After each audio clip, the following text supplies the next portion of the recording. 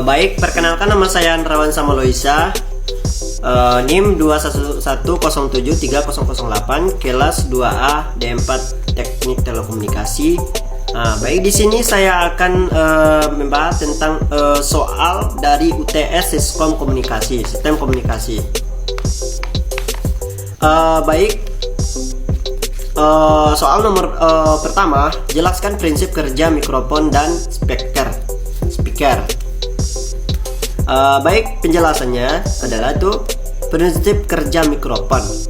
Ketika seorang berbicara atau mengeluarkan suara, maka gelombang yang dihasilkan dari suara akan mengantarkan diafragma pada mikroskop. Kemudian getaran tersebut akan berbentuk lilitan yang hasil dari lilitan tersebut akan menghasilkan energi listrik. Kemudian prinsip kerja dari speaker, energi listrik akan menghasilkan medan listrik yang saling tarik-menarik satu sama lain, sehingga menghasilkan lilitan tersebut yang akan memaksa bergerak hingga menimbulkan getaran itu yang akan menggerakkan memberikan yang berbentuk kerucut untuk menghasilkan suara, maka digerakkan oleh udara. Baik, kita lanjut nomor 2. Jelaskan karakteristik sinyal suara manusia.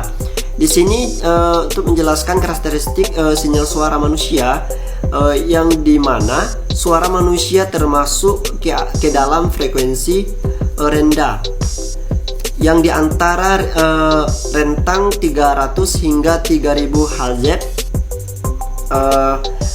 Karakteristik suara manusia terdiri dari domain waktu dan domain frekuensi, yaitu sinyal suara yang memiliki amplitude yang bervariasi.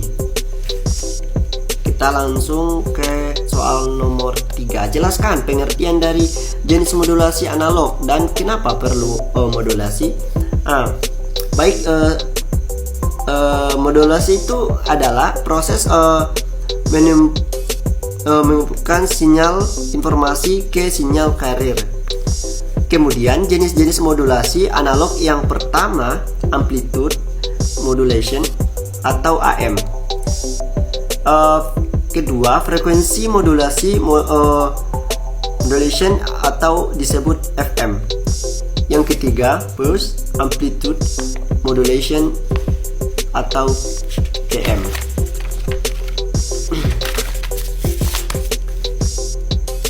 Baik, di sini ada soal nomor 4, turunkan 3 persamaan modulasi AM.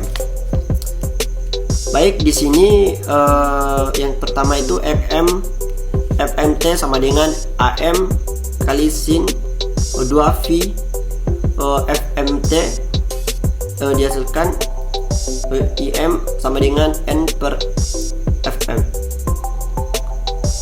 XT AC dikurang sin 2V FCT dihasilkan FC sama dengan VM. XT XMT sama dengan AC tambah XMT sin 2V FCT. Terus kita turunkan AC tambah AM sin 2V FMT sin 2V FCT. Turunkan lagi AC tambah AM per AC sin 2V FMT sin 2V FCT. Terus diturunkan lagi, dihasilkan tuh AC ICM MC in PM sin 2V TNT sin 2V FCT. Jelaskan pengertian English modulasi AM, spektrum dan bandwidth sinyal termodulasi AM. Itu dari soal nomor 5. Bandwidth modulasi merupakan ukuran berupa dalamnya sinyal informasi sinyal pembawa, sedangkan spektrum yaitu modulasi sinyal pembawa dengan informasi AM agar bandwidth frekuensi sinyal menjadi lebih besar, sedangkan bandwidth sinyal termodulasi AM atau sering disebut dengan lebar. Nomor 6, jelaskan prinsip kerja rangkaian modulator AM dan demulator AM.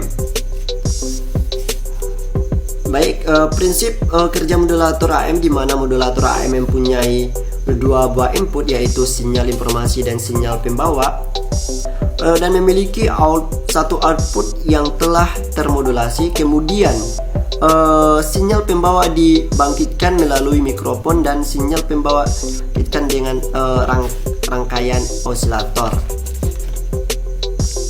Baik, nomor 7, jelaskan modulasi AM DSB-FC, AM DSB-SC dan AM SSB. Baik,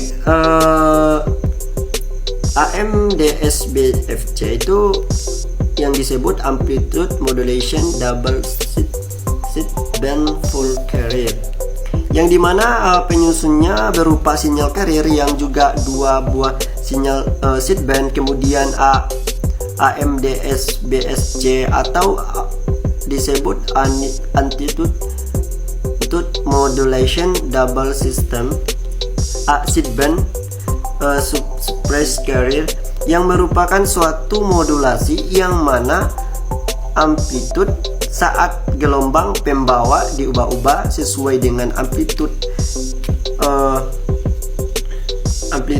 saat gelombang pembawa diubah-ubah sesuai dengan amplitude sesaat gelombang sinyal informasi, sedangkan ASSB adalah salah satu jenis modulasi amplitudo di mana spektrum frekuensi yang dipancarkan hanya saat satu bentuk frekuensi AM.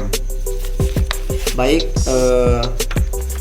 di sini udah menjelaskan soal nomor 7. Terus kita masuk nomor 8, soal nomor 8. Di sini udah tertera gambar tersebut, di mana jelaskan bagaimana cara mendapatkan sinyal AM DSB-SC dan AM SSB. Di sini penjelasannya, untuk mendapatkan sinyal AM DSB-SC, kita dengan cara menggunakan dengan memfilter komponen carrier dengan sebuah bandstop, atau bisa dengan cara blast modulator, yaitu dengan menggunakan sinyal informasi dengan sinyal carrier. Sedangkan untuk mendapatkan sinyal AM SSB, kita bisa menggunakan filter sehingga menghasilkan satu sideband atau modulasi atau blend modulator. Terus ini penjelasan dari soal nomor 8. Kita lanjut nomor 9. Jelaskan bagaimana cara mendapatkan informasi dari sinyal SSB dengan jelaskan keuntungan sinyal termodulasi SSB. Di sini keterangannya, yang pertama kita bisa mengalihkan sinyal SSB dengan sinyal carrier yang sama serta dengan frekuensi sinyal carrier pada transmitter. Kemudian untuk mendapatkan sinyal informasi yang jelas digunakan filter atau low pass filter. Baik, kita masuk nomor 10. Jelaskan frekuensi division multipack dan VDM menggunakan sinyal SSB. Baik, penjelasannya di mana setiap proti diberi frekuensi modulasi yang berbeda sehingga bisa bersamaan melakukan transmisi yang memiliki media atau satu saluran atau dua buah sinyal informasi yang sudah diinformasi dengan frekuensi yang berbeda sehingga tidak saling tumpah tindih. Baik, di sini sampai penjelasan dari soal 1 sampai 10. Sekalian jawaban. Kalau ada kesalahan atau gimana, saya mohon minta maaf. Terima kasih.